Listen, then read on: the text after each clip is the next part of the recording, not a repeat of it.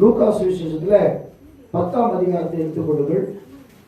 லூக்கா சுவிசேஷம் 10ஆம் அதிகாரம். எல்லாருக்கும் தெரிஞ்சதான ஒரு வசனம்.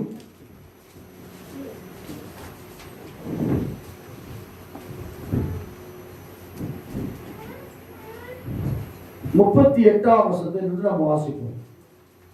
பின்பு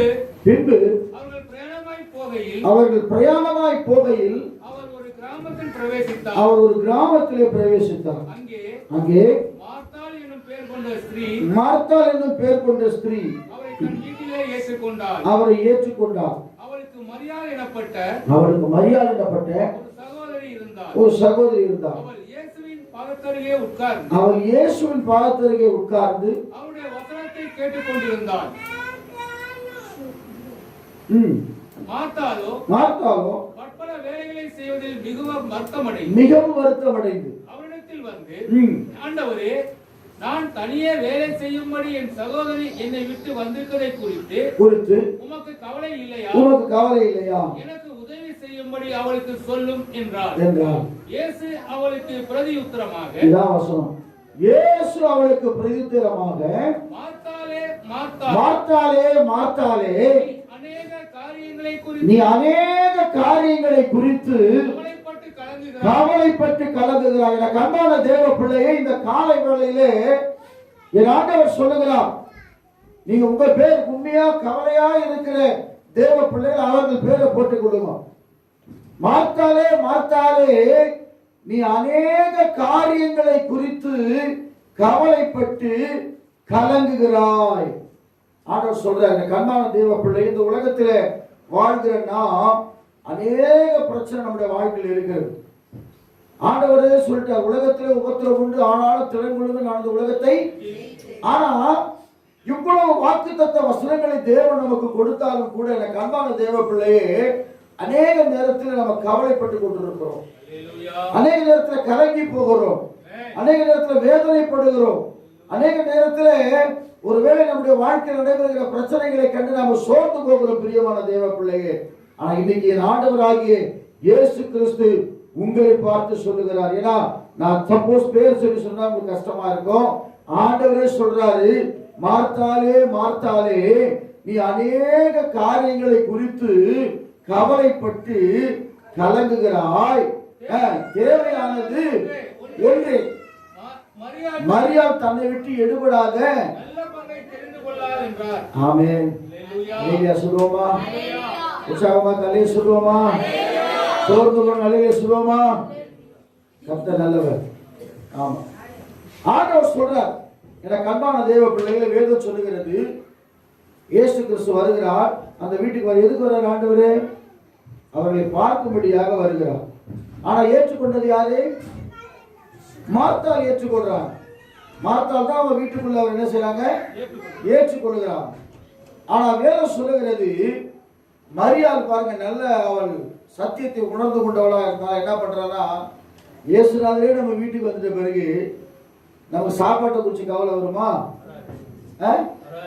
சில பேர் உண்மையிலே சொல்றேன், வசனத்தின் மேல் தாகம் உள்ளவர்கள், உண்மையாய் சொல்றேன். சில பேர் சொல்லுவாங்க, நீங்க 2 மணி நேரம் கூட பேசுங்க பாஸ்டர், கேட்கலான்னுவாங்க. ஏன்னா வசனத்தின் மேல் தாகம் உள்ளவர்கள், ஜபத்தின் மேல் தாகம் உள்ளவர்கள், கர்த்தருக்கு ஸ்தோத்திரம், இவங்கெல்லாம் உண்மையாக எந்த சூழ்நிலை வந்தாலும் கர்த்தருடைய பரிசுத்த நாமத்திற்கு மகிமை உண்டாகட்டும், அவங்களை யாரும் ஒன்றும் செய்யவே முடியாது. பாருங்க என்ன செஞ்சுட்டா, இந்த அம்மாவுக்கு வந்த உடனே பற்பல வேலைகள் செய்யும்படியாக. இன்னைக்கு பாருங்க, உலகத்துல அநேக வேலைகள் நமக்கு இருக்குது. பற்பல வேலை செய்யும்படியாக நம்ம போயிட்டாங்க. என்னன்னா, இயேசு கிறிஸ்து வந்திருக்கிறாரு, அவர் என்ன ஏதாவது செஞ்சு செய்யணும்னு சொல்லி இவங்க வேலைக்கு போயிட்டாங்க. ஆனா வேதம் சொல்லுகிறது, மரியாளோ அவருடைய வார்த்தையை கேட்கும்படியாக அவர் பாதத்தில் அமர்ந்தார். உடனே நம்ம வந்து கம்ப்ளைண்ட் பண்றாங்க, ஆண்டவரே, என்னை தனியா விட்டுட்டு இந்த மாதிரி இவ பண்ணிட்டு இருக்கிறாளே, இவ வந்து சைலண்டா உட்கார்ந்து இருக்காளே, அவரே பார்த்து கேட்கிறாங்க, நம்ம உங்களுக்கு கவலை இல்லையா? இல்ல உங்களுக்கு கவலை இல்லையா? இந்த மாதிரி பண்றாங்க, உங்களுக்கு கவலையா இல்லையான்றாங்க. ஒன்னா சொல்றார், மார்த்தாளே, நீ அநேக காரியங்களை குறித்து கவலைப்பட்டு கொண்டிருக்கிறார். எனக்கு அன்பான தேவ பிள்ளையே, அநேக காரியங்கள் இன்னைக்கு நம்ம வாழ்க்கையில பல காரியங்களை குறித்து நம்ம கவலைப்பட்டு கொண்டிருக்கிறோம். இல்ல திருமண காரியமாக இருக்கலாம், இல்லை வேலை காரியமாக இருக்கலாம். ஆனால் வேதம் சொல்லுகிறது, கர்த்தருக்கு ஸ்தோத்திரம், நம்முடைய ஆண்டவருக்கு ஒரு பெயர் இருக்கிறது. நெகேமியா 2:20 அவர் காரியங்களை கைகூடி வர பண்ணுகிறவர். அல்லேலூயா சொல்லுவோமா? யோபு சொல்றாரு, ஆராய்ந்து முடியாத பெரிய காரியங்களையும் எண்ணி முடியாத அதிசயங்களையும் அவர் செய்கிறவர். அல்லேலூயா. அப்ப இன்னொருத்தர் சொல்றாரு, கர்த்தருக்கு ஸ்தோத்திரம், எஸ்தர் புஸ்தகத்துல வாசிக்கிறோம், அவருடைய காரியம் மாறுதலாய் முடிந்தது. அப்ப என்ன ஆவிக்குரிய அர்த்தம் என்னன்னா, தேவ சமூகத்துல ஒரு மனுஷன் தேவனுடைய பாதத்திலே அமரும் பொழுது அவர் காரியங்களை வாய்க்க செய்கிறவராக இருக்கிறார். நம்ம அது தெரியாது. ஒரு 5 நிமிஷம் 10 நிமிஷம் தேவ சமூகத்துல உட்கார்ந்து ஆண்டவர் சமூகத்துல அழுது ஜெபித்து நம்ம விசுவாசத்தோடு நம்ம தேவ சமூகத்துல கர்த்தருக்கு சொல்ற கர்த்தருடைய பாதத்தை நாம முத்திரை செய்யும் பொழுது உண்மையாய் சொல்லுகிற என் கண்மான தேவ பிள்ளையே, உன் கவலைகளை கர்த்தர் மாற்றுகிறவராக இருக்கிறார். நீ நினைச்சு மனதார தொட்டு பாருங்க. நீ காலை எத்தனை பேர் ஜெபம் பண்ணிட்டு வந்தீங்க? ஒருத்தர் 2 பேர் தான் தூக்குறாங்க, 3 பேர் தூக்குறாங்க, 4 5 பேர். இப்ப இவ்வளவு பேர் நம்ம வந்திருக்கிறோம் என் கண்மானவர்களே. ஆனா நம்மளால ஜெபிக்க முடியல. ஆனா நம்ம கவலை மாறணும், நம்ம பிரச்சனை மாறணும், நம்ம கலக்கம் மாறணும், நம்ம பயம் மாறணும், நம்ம வேதனை மாறணும். எப்படி கர்த்தர் மாத்துவாரா? வேத வசனம் தெளிவாய் சொல்லுகிறது, கர்த்தருக்கு ஸ்தோத்திரம், தேவனுக்கு மகிமை உண்டாவதாக. என கண்மான தேவ பிள்ளையே, அவர் பாருங்க, ஆண்டவர் ஒரு வார்த்தை சொல்றாரு, மரியாள் தன்னை விட்டு எடுபடாத நல்ல பங்கை தெரிந்து கொள்ளலாம். ஆக இந்த கண்பான தேவ பிள்ளைகளே, வேத வசனம் சொல்லுகிறது, கர்த்தருக்கு ஸ்தோத்திரம். ஒருவேளை இந்த கண்பானவர்களே, நீங்க கர்த்தருக்கு ஸ்தோத்திரம், நீங்க கவலையோடு வந்திருக்கலாம் தேவ சமூகத்துல. ஆண்டவர் சொல்றார், தேசமே பயப்படாதே, மகிழ்ந்து கழுகு, கர்த்தர் பெரிய காரியங்களை செய்வார். நீங்க அநேக காரியம் உங்களுடைய மனதில் இருக்கலாம். இந்த காரியம் நடக்குமா, இந்த காரியம் நடக்காதா, இல்ல கர்த்தர் இதை எனக்காக செய்வாரான்னு சொல்லி அநேக காரியங்களை குறித்து நீ கவலைப்பட்டு கொண்டிருக்கலாம். வேதம் அதுதான் சொல்லுங்க. நீதிமொழி புத்தகத்துல வாசிக்கும் போது கவலை என்ன செய்யுமா, வாசிங்க. கர்த்தருடைய பரிசுத்த நாமத்திற்கு மகிமை உண்டாகட்டும். 12ஆம் அதிகாரத்துல 25ஆம் வசனம் இப்படியா சொல்கிறது, மனிதனுடைய இருதயத்தில் இருக்கிற கவலை அதை ஒடுக்கும். அல்லேலூயா சொல்லுவோமா? மனுஷனுடைய இருதயத்துல கவலை இன்னைக்கு உண்மையிலே சொல்றாங்க, அநேக வியாதிகள் வருவது கவலையினால்தான். மனுஷன் என்ன செய்யறான், வாழ்நாளெல்லாம் அவன் சஞ்சலம் நிறைந்த ஒரு வாழ்க்கை வாழ்ந்து கொண்டிருக்கிறான். ஆனா வேதத்துல தெளிவாய் சொல்லப்பட்டிருக்கிறது. பிரசங்கி புஸ்தகத்துல 12ஆம் அதிகாரத்துல 13ஆம் வசனம் வாசிக்கும் போது, இதை கண்பானவர்களே வேகமா வாசிங்க. பிரசங்கி 12:13 வாசிக்கும் போது, காரியத்தின் கடைத்தொகையை கேட்போமாக, தேவனுக்கு பயந்து அவர் கற்பனைகளை கைக்கொள் எல்லா மனுஷர் மேலும் ஆமென் விழுந்த கடமை இதுவே. அல்லேலூயா சொல்லுவோமா? என்ன தெரியுமா காரியத்தின் கடைத்தொகை? என்ன காரியம் தெரியுமா? கர்த்தருக்கு பயந்து அவர் வழி என்ன செய்யணும், கை கொள்ளணும். எல்லா மனுஷர்களும் விழுந்த கடமை தான். முதல்ல கர்த்தருக்கு பயப்படணும். அல்லேலூயா சொல்லுவோமா? நான் யோசனை பண்ணி பார்த்தேன், அநேக காரியங்களை குறித்து கவலை. மத்திய சுவிசேஷத்துல ஆண்டவர் சில காரியங்களை சொல்லிக் கொண்டு வரும்போது சொல்றாரு, நீங்க வாசிச்சு பாருங்க. 6ஆம் அதிகாரத்துல வாசிக்கும் போது கர்த்தருக்கு ஸ்தோத்திரம் 21ஆம் வசனத்து 33 வரைக்கும் அவர் சொல்றார். வாசிங்க. 34 வரைக்கும் சொல்லும்போது சொல்றாரு, உங்கள் பொக்கிஷம் எங்கே இருக்கிறதோ அங்கே உங்கள் இருதயமும் இருக்கும். கண்ணாடி சரீரத்தில் விளக்காய். நல்லா கவனிங்க. கர்த்தருக்கு ஸ்தோத்திரம். இந்த பாருங்க, நம்ம பிள்ளைகளை குறித்து ஒரு கவலை நம்மளுடைய வாழ்க்கையில் இருக்கலாம், இல்ல நம்ம வீட்டை குறித்த ஒரு கவலை நம்முடைய வாழ்க்கையில் இருக்கலாம், நம்ம உத்தியோகத்தை குறித்த ஒரு கவலை இருக்கலாம். ஆனா ஆண்டவர் சொல்றாரு, கவலைப்படுவதனால ஒரு முழத்தை சொல்லுங்களேன், ஊட்டவும் முடியாது, குறைக்கவும் முடியாது. அப்ப எதுக்கு நம்ம வேஸ்டா கவலை பண்ணோம்? உங்களுக்கு என்ன பாசம், உங்களுக்கு கவலைன்றீங்களா? எல்லாருக்கும் கவலை இருக்குது. ஆனா கவலையே நினைச்சு உட்காந்துக்கிட்டே இருந்தா அவன் எதுவும் நீ செய்ய முடியாது. தெரியுங்களா? மனக்கவலைக்கு மருந்தே இல்லை, இயேசு ஒருத்தர் தான் மருந்து. ஆனா இந்த காலை வேளையில கர்த்தர் உங்களோடு பேசி கொண்டிருக்கிறார். ஒருவேளை தேவையில்லாத கவலைப்பட்டு கொண்டிருந்தீங்கன்னா அவர் உங்களை விசாரிக்கிறவரானபடியால் உங்கள் கவலையெல்லாம் ஆமா அவரே சொல்றார். வருத்தப்பட்டு பார சுகம் நீ தானே கூப்பிட்டீங்க ஆண்டவரே, என் கவலையை தான் நீங்களே வச்சுக்கீங்கன்னு சொல்லி ஆண்டவர்கிட்ட கொடுத்துருங்க. கொடுத்து நீங்க ஃப்ரீயா இருங்க. அல்லேலூயா அல்லேலூயா. வாசிங்க அந்த வசனத்தை வாசிங்க. உங்கள் பொக்கிஷம் எங்கே இருக்கிறதோ அங்கே உங்கள் இருதயமும் இருக்கும். அடுத்து கண்ணானது சரீரத்தில் அது கீழே உன் கண் கிட்ட இருந்தால் அடுத்து இரண்டு எஜமான்களுக்கு ஊழியம். அதுக்கு அடுத்து ஆகையால் எண்ணத்தை உண்போம் எண்ணத்தை குடிப்போம். இப்ப போன பிறகு என்ன குழம்பு செய்வோம் சொல்லி இப்ப மனசுக்கு பயங்கர கவலை இருக்கும். இல்ல ஏற்கனவே சில பேர் செஞ்சு வச்சுட்டு வந்திருப்பாங்க. சில பேர் காலையில் 4 இட்லி சாப்பிட்டு வந்து இருப்பாங்க. அவங்க ஈஸியா கண்டுபிடிச்சா தூக்கம் வரும் அவங்களுக்கு. அல்லேலூயா. நான் ஒரு சர்ச்சில் போய் மெசேஜ் கொடுக்கும் போது ஒரு சர்ச்சில் இருந்தேன் ஒரு 20 வருஷத்துக்கு முன்னாடி. காலையிலே போயிட்டு என்ன செய்வாங்கன்னா ஃபுல்லா அதாவது 10 மணிக்கு ஆரம்பிக்கிற சபை 10 to 1. காலையிலே போயிட்டு நல்ல பீஃப் ஃபுல்லாக வாங்கி வந்து ஃபுல் கட்டிட்டு எதிர்பார்க்க இருப்பாங்க. 6 மணி எடுத்த முடியுமா? அப்படியே தள்ளும். காலையிலே எல்லாம் ஃபுல்லாக சாப்பிட்டு உட்காந்துருப்பாங்க. ஆனால் வேதம் சொல்லுகிறது நம்ம கவலை சின்ன கவலை. இப்போ போய் என்ன குழம்பு செய்யுது, விடிஞ்ச உடனே என்ன குழம்பு செய்யுது, இன்னைக்கு என்ன குழம்பு செய்யக்கூடிய கவலையாக இருந்துவாங்க. ஆண்டு சொல்றது எண்ணத்தை உண்போம் எண்ணத்தை குடிப்போம் என்று உங்கள் ஜீவனுக்காகவும் எண்ணத்தை உடுப்போம் என்று உங்கள் சரீரத்திற்காகவும் கவலைப்படாதீர்கள் சொல்லுகிறேன். ஆகாரத்தை பார்க்கிலும்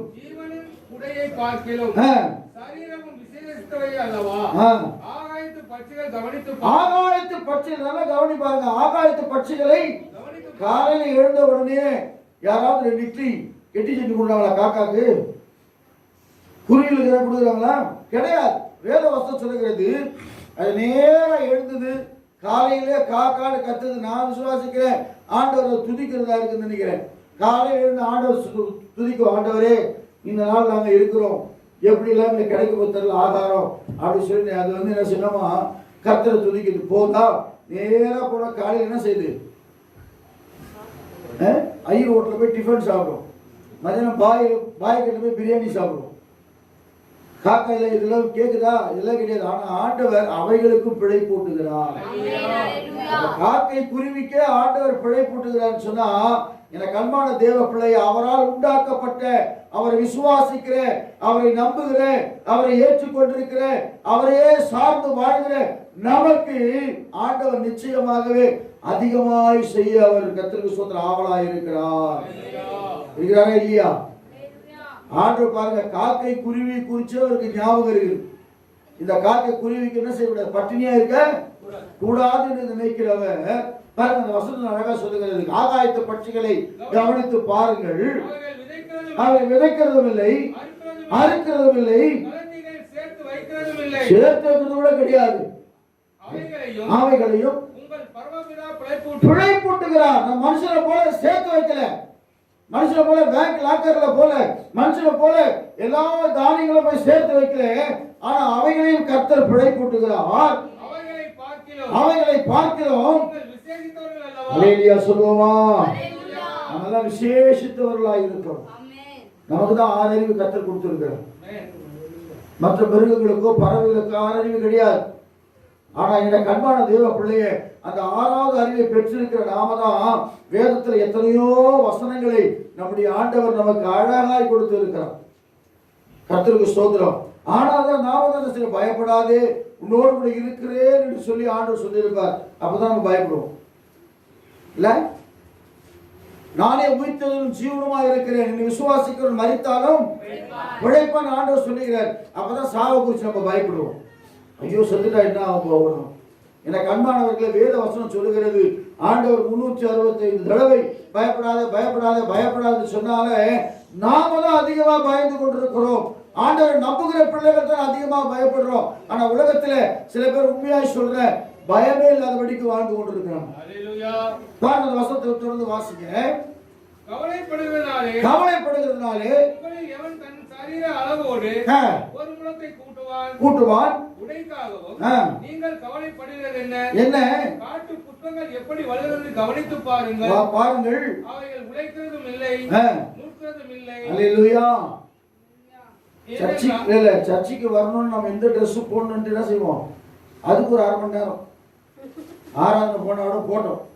பாஸ்டர் அது பாட்டு ஆராதனை பண்ணி கிடக்கட்டும். நம்ம அந்த டைம் என்ன செய்வோம்? நம்ம டைமுக்கு ஒரு டைம் இருக்கு, ஆஃபீஸ் டைம். இந்தியன் டைம் சொல்லுவாங்க, தெரியுமா? கேள்விப்பட்டிருக்கீங்களா? அது உலகத்து நாடுகளில் இந்தியன் டைம் சொல்லுவாங்க. ஏன்னா இந்தியர்கள் வந்து நேரத்தை கடைபிடிக்க மாட்டாங்க. நேரத்தை கடைபிடிப்பதே கிடையாது இந்தியர்கள். யார் வேணா பாருங்க, 9 மணிக்கு கல்யாணம்னு சொன்னால் பொண்ணு மாப்பிள்ளை 10 மணிக்கு தான் பண்ணிக்கும். அதுக்கப்புறம் என்ன செய்ய தெரியுமா? கர்த்தருக்கு ஸ்தோத்திரம், பாஸ்டர் கொஞ்ச நேரம் பிரசங்கம் பண்ணிட்டாங்கன்னா ரொம்ப நேரம் பேசுகிறாருன்னுவாங்க. ஆனால் இவங்க வர்றது எத்தனை மணிக்கு வருவாங்க? 9-10 மணிக்கு வருவாங்க. ஆனால் கரெக்ட் டைம் நம்ம முடிக்கணும். நல்லா கவனிங்க, இது எனக்கு சொல்ல வரல. நம்ம பொதுவாகவே நீங்கள் ஒரு ஃபங்க்ஷனுக்கு போங்களேன், 6 மணிக்குன்னு போட்டிருப்பாங்க. நம்ம போய் பார்த்தா யாரும் இருக்க மாட்டாங்க. 6 மணிக்கு போட்டிருக்குது, யாருமே காண வேணாம். அது அப்படிதான் ஃபஸ்ட்டு போட்டால் தான் 6:30 வருவாங்க. காரணம் நம்ம அப்படியே பழகிட்டோம். எனக்கு கர்மானங்களை வேத வசனம் சொல்லுகிறது, கர்த்தருக்கு ஸ்தோத்திரம், நம்ம எல்லாவற்றிலும் சரியாக இருக்க முயற்சி பண்ணாலே பாதி வெற்றி அடைஞ்சிடும். சொல்லுவோமா? நீங்க காலையில எழுதுக்கணும்னு சொல்லி ஒரு முயற்சி பண்ணி ஒரு 20 நாள் 21 நாள் நீங்க எழுதிட்டீங்கன்னு வச்சுங்களேன், அதுக்கப்புறம் உங்க வாழ்க்கையில் அதுவே பழக்கமாயிடுமா? ஒரு 20 நாள் 25 நாள் நான் வாக்கிங் போக சொல்லி தொடர்ந்து போகலேன், அதுக்கப்புறம் உங்களால் போகாமல் இருக்க முடியாது. அது அப்படியே பழக்கமாயிடும். ஆனால் அநேக நேரங்கள் நாம இதெல்லாம் செய்ய மறுத்து போகிறோம். வேத சொல்ல வாசி பாருங்க, என்ன உடை உடுக்கிறோம்? உடைக்காகவும் நீங்கள் கவலைப்படுவது என்ன? காட்டு புஷ்பங்கள் எப்படி வளர்கிறது கவனித்து அடுத்து வாசிங்க.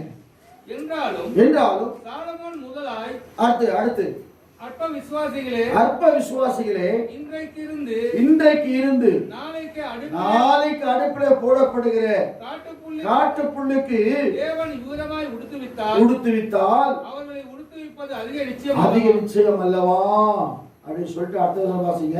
ஆகையால் என்னத்தை உண்போம்? தயவு செய்து நீங்க கவலையப்படாதீங்க. அல்லேலூயா. இதெல்லாம் ஒரு பிரச்சனையே இல்லை. எது கொடுத்தாலும் ஸ்தோத்திரம். நான் யோசிக்கிறோம், எனக்கு அன்பானவர்களே, கர்த்தருக்கு ஸ்தோத்திரம். இப்போ பழையதெல்லாம் நம்முடைய வாழ்க்கை செய்ய நிறைய பேர் சாப்பிட்றது இல்லை. கேட்டால் சுகர், பழசு சாப்பிட்டா சுகர். நேற்று நான் வாட்ஸ்அப்பில் பார்க்குறேன், பழைய கஞ்சி 1500 ரூபாய் அமெரிக்காவில். ஆமாம், அந்த கஞ்சி வடிக்கிறதுங்களா, அந்த கஞ்சி வடிச்சு நம்ம கீழே ஊற்றிடுறோம். அது வந்து பிடிச்சி வச்சு ஏதோ $500 $500 போட்டு வச்சுக்கிறோம். அப்புறம் வேப்ப பூச்சி நம்ம வளர்க்கறது இல்லை, அந்த வேப்ப பூச்சி 4 பூச்சி ஒட்டி வச்சு அதுக்கு ஒரு அமௌண்ட்டு போட்டு வச்சுக்கிறோம். இதெல்லாம் படித்து பார்த்தா உண்மையாக தமிழர்கள் வந்து எவ்வளோ காரியங்கள் செஞ்சுருக்கிறாங்க பார்த்தீங்களா. ஆனால் நாம் நினைக்கிறோம் கஞ்சி ஐயோ நம்ம இப்போ ஜென்ரேஷன் கஞ்சி என்னன்னு தெரியாது. ஆனால் பழையது சாப்பிட்டாலே உண்மையாக சொல்கிறேன், கர்த்தருக்கு சோதனை அன்னைக்கு மதியானம் வரைக்கும் மாதிரியாக இருக்கும், நல்லா இருக்கும் கர்த்தருக்கு சோதனை ஃபீலிங். ஆனால் இப்போ எல்லாத்தையும் விட்டுட்டா. கேட்டால் சுகர் சொல்லி கார்பரேட் கம்பெனிகளுக்கு நம்ம என்ன ஆகி போச்சு, சுகர் சப்பாத்தி மட்டும் சாப்பிடு. இப்போ சொல்கிறாங்க சப்பாத்தி சாப்பிடாத. அப்போ எதுதான் சாப்பிட்றது நமக்கே தெரியல, ஒரே கவலையாகி போச்சு. சில பேர் ஓட்ஸ் சாப்பிடுறோம், ஒரு சில இதை சாப்பிட அதை சாப்பிடலாம். எனக்கு அன்பான தேவ பிள்ளையே, எதை கொடுத்தாலும் நீங்கள் ஸ்தோத்திரத்தோடு சாப்பிடும் பொழுது கர்த்தர் உங்களை ஆசீர்வதிக்கிறவராக இருக்கிறார். ஏன்னா வேதம் சொல்லுகிறது, எனக்கு அன்பான தேவ பிள்ளைகளே, ஆண்டவர் இந்த பிலிப்பியருக்கு நிருபத்தில் அவர் சொல்றாரு, கர்த்தருக்கு ஸ்தோத்திரம். பிலிப்பியர் 4:16 நீங்க வாசிக்கும் போது, தேவனுக்கு மகிமை உண்டாகட்டும், நீங்க கவலைப்பட வேண்டிய அவசியமே இல்லை. ஆனா ஒரு காரியத்தை செய்யணும். என்ன காரணம்? 4:6 வாசிக்கும் போது வேகமா வாசிங்க. பிலிப்பியர் 4:6 குறித்து வாசிக்கும் போது வேதம், நீங்கள் ஒன்றுக்கும் கவலைப்பட, எதை குறித்து நீங்க தயவு செய்து கவலைப்படாதீங்க.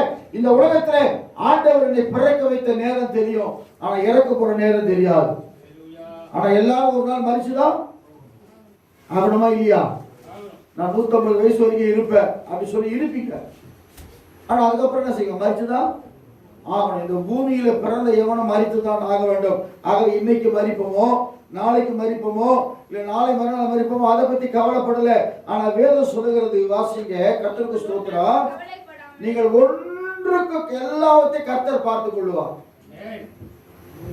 ஆபிரகாம் சொல்றார் இல்லையா, யெகோவா ஈரே எல்லாவற்றையும் கர்த்தர் பார்த்துக் கொள்வார். நீங்க முதல்ல அந்த ஸ்டேட்மெண்ட் அப்படிதாங்க வரணும். நம்ம வாழ்க்கையில பிரச்சனை ஏற்படும் பொழுது, போராட்டம் ஏற்படும் பொழுது, உபத்திரம் வரும் பொழுது, உண்மையாகவே சொல்றேன், தேவ சமூகத்தில் நான் சொல்றேன், நீங்க சொல்ற ஒரு காரியம் தெரியுமா, யெகோவா ஈரே எல்லாவற்றையும் பார்த்துக் கொள்ளுவேன். என் இயேசு எல்லாவற்றையும் பார்த்துக் கொள்ளுவார். என் இயேசு எல்லாவற்றுக்கும் அவர் முடிவை தருவார். என் இயேசு எல்லாவற்றுக்கும் ஒரு பதிலை வைத்திருக்கிறார்.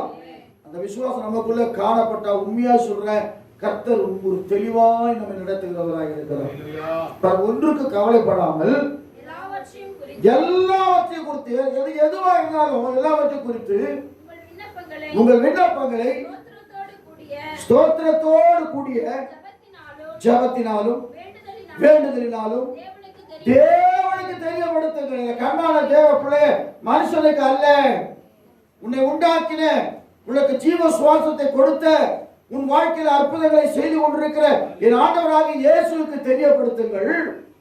அப்பொழுது எல்லா புத்திக்கும் மேலான தேவ சமாதானம் உங்கள் இருதயங்களையும் உங்கள் சிந்தைகளையும் கிறிஸ்து இயேசுவுக்குள்ளாக காத்துக்கொள்ளும்.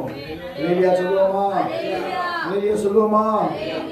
ஆமா, ஒரு பாட்டு வருது, சந்தோஷமா இருங்க எப்போதும். அது ஒரு பாட்டு. இன்னொரு பாட்டு இருக்குது, கவலைப்படாதே நீ கலங்கி நிற்காதே வல்லமை தேவன் உனக்கு உண்டு மறந்து போகாதுன்னு சொல்லி ஒரு அருமையான சுவிசேஷ சமீபத்தில் மறிச்சு போனார். அவர் எழுதின பாட்டு, கவலைப்படாதே நீ கலங்கி நிற்காதே வல்லமை தேவன் இயேசு உண்டு மறந்து போகாதே. கவலைப்படாதே நீ கலங்கி நிற்காதே வல்லமை தேவன் இயேசு உண்டு மறந்து போகாதே.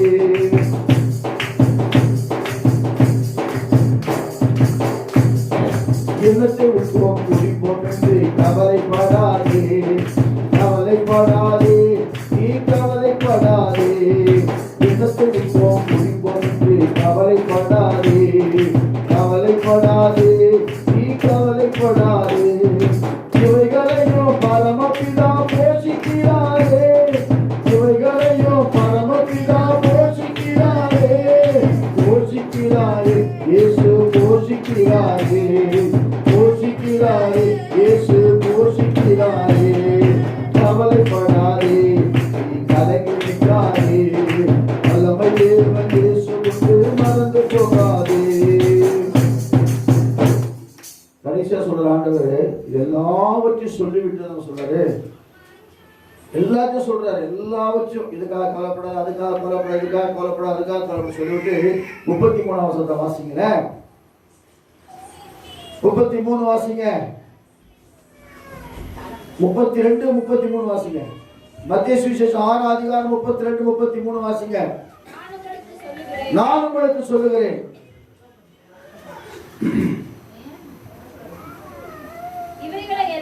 இவைகள் எல்லாம் யாருக்கு தேடுறாங்க? அஞ்ஞானிகள். அஞ்ஞானிங்க யாரு? 3 ஞானி இருக்காங்களா, அஞ்ஞானி, விஞ்ஞானி, மெஞ்ஞானி. என்ன ஞானி? அஞ்ஞானிகள். என்னது அஞ்ஞானினா? சத்தியத்தை பத்தி அறியாதவர் தான் இதை பத்தி கவலை இருக்கும். அல்லேலூயா. தேவனை பற்றி அறியாதவர் தான் இந்த கவலை இருக்கும். ஆண்டவரே சொல்றார், உங்கள் பொக்கிஷங்களை எங்க சேர்த்து வைங்க? பரலோகத்துல சேர்த்து வைங்க. ஏன்னா அங்கதான் தூவலாம் முடியாது. அல்லேலூயா சொல்லுவோமா? இதெல்லாம் அஞ்ஞானிகள் சொன்னா நாளைக்கு என்ன நடக்க போகிறது, உலகத்தில் இருக்கிற சபை ஆண்டவர் எல்லாவற்றையும் தெளிவாய் சொல்லிட்டார். யுத்தங்களை குறித்து கேள்விப்படுவீர்கள், ஆயினும் கலங்காதபடிக்கு நீங்க என்ன செய்ய எச்சரிக்கையா இருக்குன்னு சொல்லிட்டார் ஆண்டவர். எல்லாத்தையும் சொல்லிட்டார், ஆண்டவர் முன்னாடியே சொல்லிட்டார். அதனால நம்ம கவலைப்பட வேண்டிய அவசியமே இல்லை. இவையெல்லாம் அஞ்ஞானிகள் சொன்னா ஆண்டவரை அறியாதவர்கள், உலகத்தை குறித்த நம்பிக்கை உள்ளவர்கள் தான் இதெல்லாம் நாடி தேடிக்கொண்டே இருப்பாங்க. ஆனா நீ என்ன பண்ணணுமா? வாசிங்க. என்று பரமபிதா அறிந்திருக்கிறார். முதலாவது தேவனுடைய ராஜ்யத்தையும் நீதியை தேடுங்கள். அல்லேலூயா. ஆண்டவர் சொல்ல முதலாவது யார் தெரியுமா? காலையில எழுந்த உடனே உண்மையா சொல்றேங்க, இந்த கண்மான தேவ பிள்ளைங்க, தேவ சமூகத்துல காலையில் எழுந்த உடனே பல்ல விலைக்கு முகத்தை கழுவி அழகா முழங்கால் பண்ணிட்டு கொஞ்ச நேரம் தேவ சமூகத்தில் ஆண்டவரை ஆராதித்து விட்டு வேதத்தை ஒரு 2 அதிகாரம் 3 அதிகாரத்தை வாசிச்சுட்டு நீங்க போய் பாருங்க, உங்க வாழ்க்கையில கர்த்தர் அற்புதங்களை செய்கிறவரா இருக்கிறார். ஆமென். அல்லேலூயா. அல்லேலூயா சொல்லுமா? அல்லேலூயா. அதான் சொல்ற முதலாவது இதெல்லாம் நீங்க தேடுறீங்க, ரைட், ஓகே. அவர் சொல்றாரு இது கவலைப்படுற, அது கவலைப்படுற, இது கவலைப்படுற சொல்லிட்டு கடைசி ஆண்டவர் சொல்றாரு, முதலாவது தேவனுடைய ராஜ்யத்தையும் நீதியை தேடுங்கள், இவையெல்லாம் உங்களுக்கு. அடுத்த வசனம், ஆகையால் நாளைக்காக கவலைப்படாது. நாளைக்கு என்ன நடக்குது நமக்கு தெரியாது, தெரியுமா? தெரியாது. நாளைக்கு என்ன நடக்க போது நமக்கு தெரியாது. நாளைக்காக கவலைப்படாதீர்கள், அது அந்த தினம் அதுக்காக கவலைப்பட்டுட்டோம், அந்தந்த நாளுக்கு போதும். இன்னைக்கு உரிய பாடு இன்னைக்கு போதும், நாளைக்கு உரியது நாளைக்கு பார்த்துக்கலாம். சில பேர் சொல்லுவாங்க நாளைக்கு பார்த்துக்கலாம், நாளைக்கு செய்யலாம், நான் அதை செய்வேன். பவுல் சொல்றார், நான் நாளைக்கு வந்து எல்லாம் பண்ணுவேன், எல்லாம் செய்வேன், அப்படி சொல்லவே கூடாது. வேத வசனம் சொல்லுகிறது, கர்த்தருக்கு சித்தமானா நாளைக்கு வரேன்னு சொல்லுவோம். எப்படி? கர்த்தருக்கு சித்தமானா நான் நாளைக்கு பார்க்குறேங்க. ஏன்னா தேவனுக்கு சித்தமாக தான் நம்ம அவங்களை போய் பார்க்க முடியும், இல்லைன்னா பார்க்க முடியாது. ஆக எனக்கு கண்மான தேவ பிள்ளையே, முதலாவது ஆண்டவர் சொல்றாரு, மார்த்தாலே மார்த்தாலே நீ அநேக காரியங்களை குறித்து கவலைப்படுற. இரண்டாவது என்ன செய்யலாம், கலங்கி கொண்டிருக்கிறார். என்னது? கலக்கம்.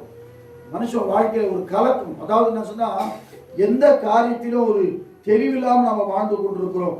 ஆனால் வேதம் சொல்லுகிறது, கர்மான தேவ பிள்ளைகளை வாசிக்க கர்த்தருக்கு ஸ்தோத்திரம், தேவனுக்கு மகிமை உண்டாவதாக.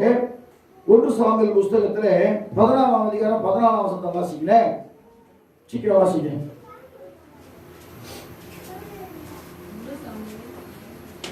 1 சாமுவேல் 16:14 வாசிக்கும் போது, சவுல் ராஜா ஒரு பொல்லாத ஆவி அவனுக்குள்ளே இருந்தபடினாலே அவன் கலங்கினான் சொல்லி வேதத்தில் வாசிக்கும். கர்த்தருடைய ஆவி அவனை விட்டு நீங்கினார். கர்த்தரால் வரவிடப்பட்ட ஒரு பொல்லாத ஆவி அவனை கலங்க பண்ணி கொண்டிருந்தது. உலகத்துல யார் கலங்குறதுன்னா, எனக்கு அன்பான தேவ பிள்ளையே, வேதம் சொல்லுகிறது, அப்போஸ்தலனாகிய பவுல் சொல்வது போல, கர்த்தருக்கு ஸ்தோத்திரம், மாம்சத்தோடு ரத்தத்தோடும் அல்ல, சகல துரைத்தனங்களோடும் அந்தகார ரோகாதிபதிகளோடும் வானவனத்தில் இருக்கிற பொல்லாத ஆவிகளுடைய சேனைகள் நமக்கு போராட்டம் உண்டு. இவதான் நம்ம அடிக்கடி கலங்கப்பட்டு கொண்டிருக்கும். பாருங்க, சவுல் ராஜா பாருங்க, என்னைக்கு அவர் பொறாமப்பட்டாரோ, தாவீதுக்கு விரோதமாக எழுப்பினாரோ, பிரியமான தேவ பிள்ளையே, வேதம் சொல்லுகிறது, அவன் வாழ்க்கையிலே கலக்கம் உண்டானது என்று சொல்லி வேதத்தில் வாசிக்கிறோம். இல்லையா சொல்லுவோமா? இந்த நாளிலே கூட ஆண்டவர் 2வது சொல்றாரு, கர்த்தருக்கு ஸ்தோத்திரம், உன் கலக்கத்தை கர்த்தர் மாற்ற போகிறார். யோசேப்பு கூட எதுக்காக கூப்பிடுறான் அந்த ராஜா? அவன் ஒரு சொப்பனம் கண்டான் இல்லையா? சொப்பனத்தை விவேகிக்கிறதுக்கு ஆளே இல்லை.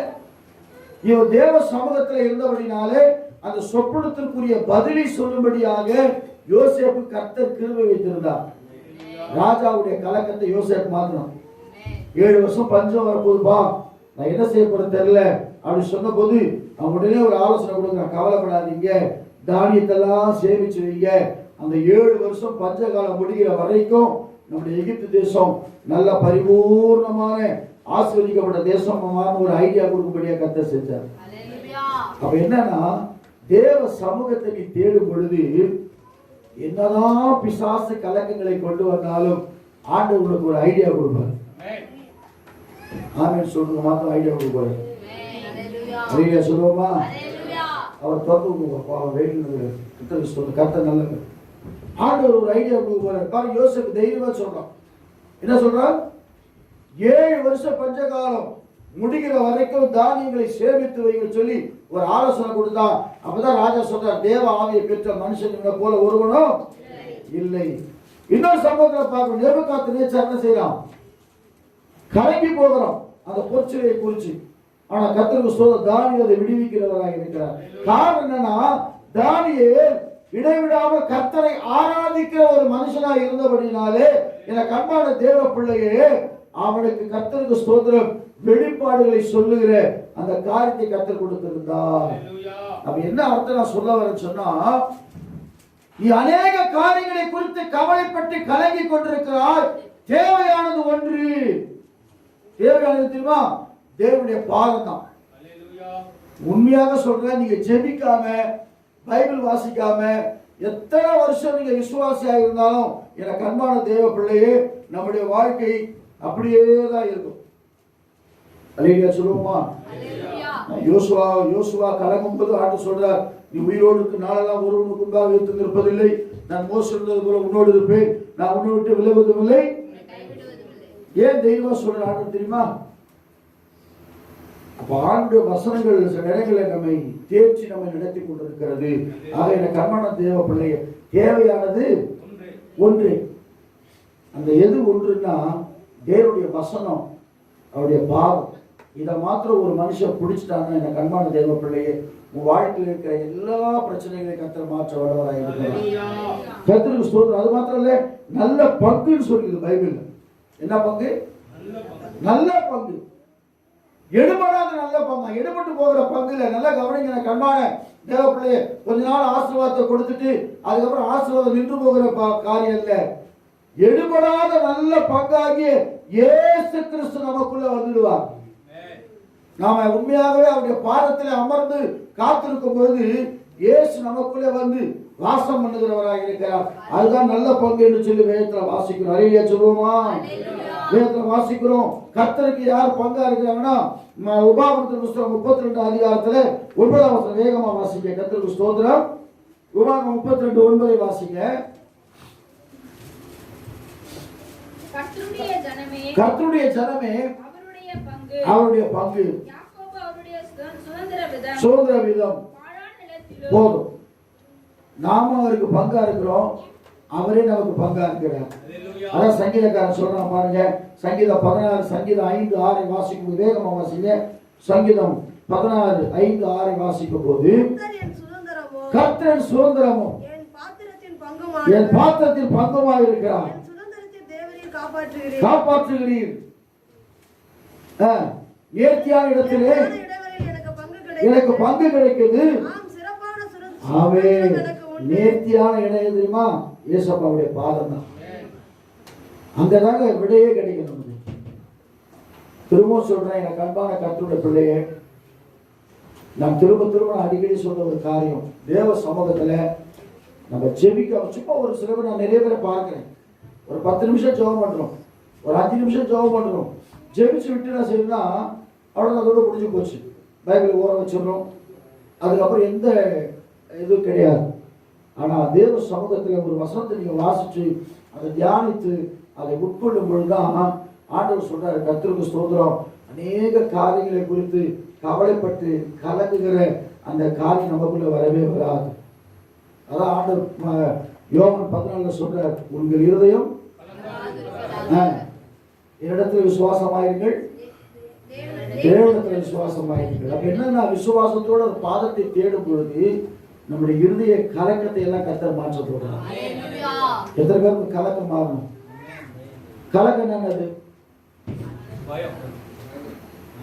என்ன கலக்கம்? பயம்ன்றது வேற, கலக்கன்றது வேற. கலக்கன்றது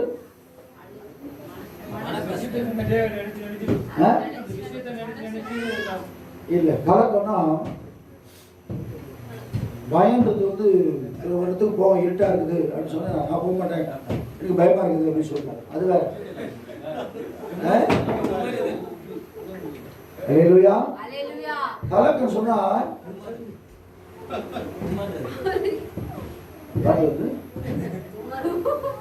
குமரல் இல்லை. கலக்கம் சொன்னா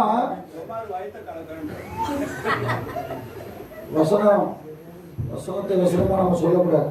கலக்கம் சொன்னா என்ன செய்வதென்றே தெரியாத ஒரு சூழ்நிலை, என்ன பண்ணணும் ஒன்றும் தெரியலையே.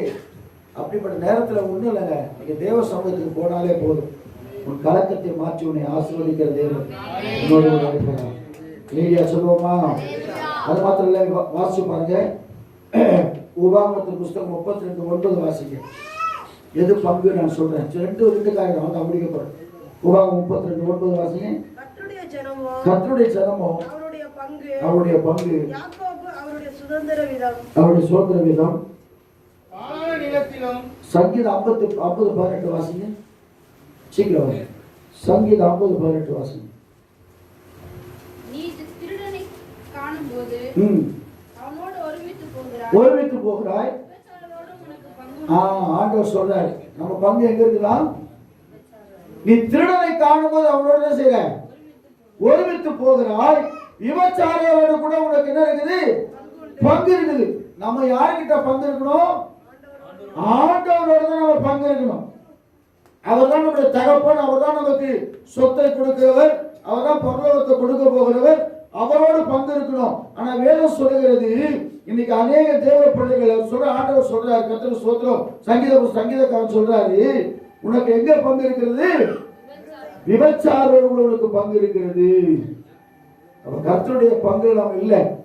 என் கண்மான தேவ பிள்ளை, இந்த காலை வேளை திரும்ப நான் சொல்லுகிறேன், அதே கர்த்தருக்கு ஸ்தோத்திரம். எபிரேயர் புஸ்தகம் 1ஆம் அதிகாரத்திலே 1ஆம் வசனத்தை வாசிக்கும் போது, பூர்வ காலம் முதல் பங்கு பங்காகவும் வகை வகையாகவும் சொல்லி வேதத்தில் வாசிக்கிறோம்.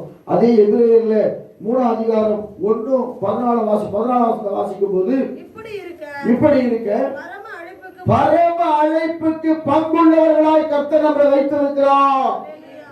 எதை பங்கு நமக்கு? பரம அழைப்புக்கு பங்குள்ள சகோதர சகோதரிகளை சொல்லி அப்போஸ்தலனாகிய பவுல் சொல்லுகிறார். எனக்கு அன்பான தேவ பிள்ளையே, நம்ம பரம அழைப்புக்கு பங்குள்ளவர்களாய் இருக்கிறோம். ஒரு அழைக்கலாம் இங்க வந்திருக்க மாட்டோம். பரிசுத்த சகோதரரே சொல்லி சொல்றார். அது மாத்திரமல்ல, 14ஆம் வசனத்தை 12:1 வாசிக்கும் போது, ஆகையால் இல்லம்மா 12:19 வாசிங்க.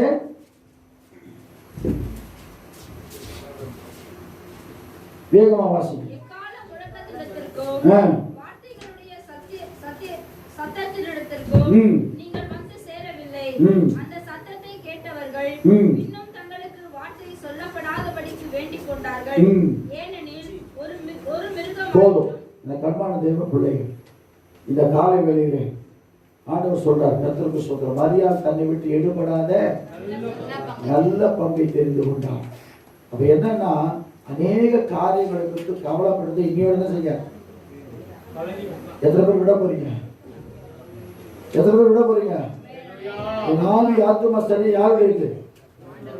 கர்த்தருடைய. அவரே எல்லாம் பார்த்துக் கொள்ள போறார். அவரே எல்லாவற்றையும் பார்த்துக் கொள்ள போகிறார். அவரே என்னை விடுதலையாக்க போகிறார். அவரே என்னை நடத்த போகிறார். அவரே எனக்கு துணையாய் இருக்க போகிறார். அவரே எனக்கு துணையாய் நின்று என்னை விடுவித்து என்னை ஆசீர்வதிக்க போகிறார். என் துக்கமெல்லாம் சந்தோஷமாய் மாறப் போகிறது. இதை நீங்க அறிக்கையிட்டு இன்னையோடு சொல்லுங்க. ஆண்டவர் சொல்றார், மார்த்தாலே மார்த்தாலே, நீ அநேக காரியங்களை குறித்து கவலைப்பட்டு வேணாம். அவர் சொல்றார், தேவனிடத்தில் எனக்கு பங்கு இருக்கிறதா? நான் தேவனுடைய பிள்ளையா?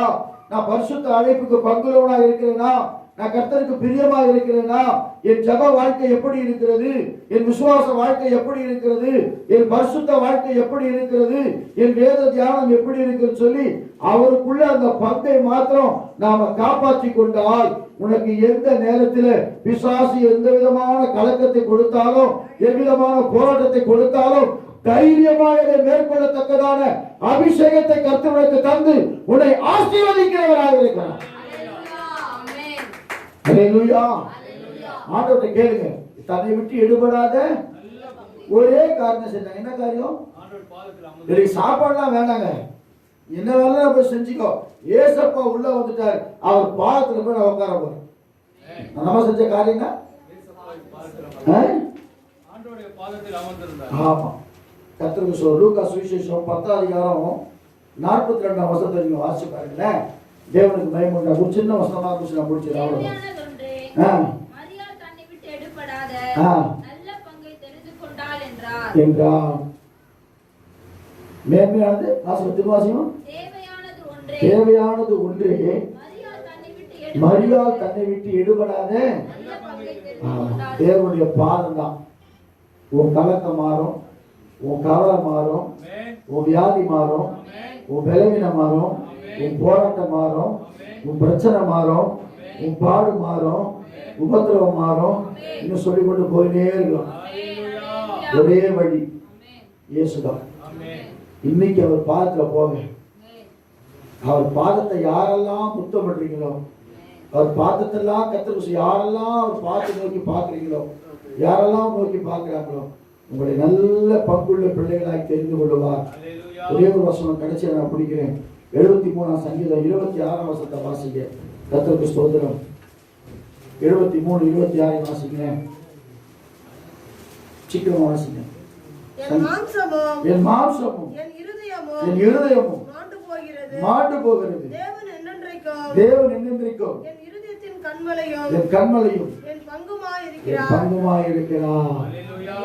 சங்கீதக்காரர் சொல்றார், என் இருதயெல்லாம் மாண்டு போகிறது, ஆனாலும் என் தேவனாகிய கர்த்தர் என் பங்காய் இருக்கிறார். கர்த்தர் பங்காய் இருக்கிறாரா? ஷேர் ஹோல்டரா இருக்கிறாரா? அல்லேலூயா சொல்லுவோமா? சொல்லுவோம். தகப்பன் எனக்கு பங்கு வைக்கல, தகப்பன் எனக்கு பாகம் வைக்கல, கவலைப்பட வேணாம். பரலோகத்திலே உனக்கு ஒரு பங்கை கர்த்தர் நியமித்து வைத்திருக்கிறார். தேவ சமூகத்தில் இங்கே அவருடைய பாதத்தை முத்தமிடும் பொழுது, அவரையே நோக்கி பார்க்கும் பொழுது, எனக்கு அன்பான தேவ பிள்ளையே, தேவையானது ஒன்றே, தன்னை விட்டு எடுபடாத நல்ல பங்கை தெரிந்து கொள்ளும்படியாய் கர்த்தர் உங்களுக்கு உதவி செய்வாராக. நம் கண்களை மூடுவோமா? கர்த்தருக்கு ஸ்தோத்திரம். ஆண்டவர் பேசின வார்த்தைகளுக்காக நாம் எல்லாம் கர்த்தரை ஸ்தோத்திரம் பண்ணுவோமா? ஆண்டவர் நாள் நம்மை நடத்தும்படிக்காக கர்த்தரை ஸ்தோத்திரம் பண்ணுவோமா? நம்முடைய பிதாவாகிய தேவனை ஸ்தோத்திரம் பண்ணுவோம். பரிசுத்தாவின் தேவனை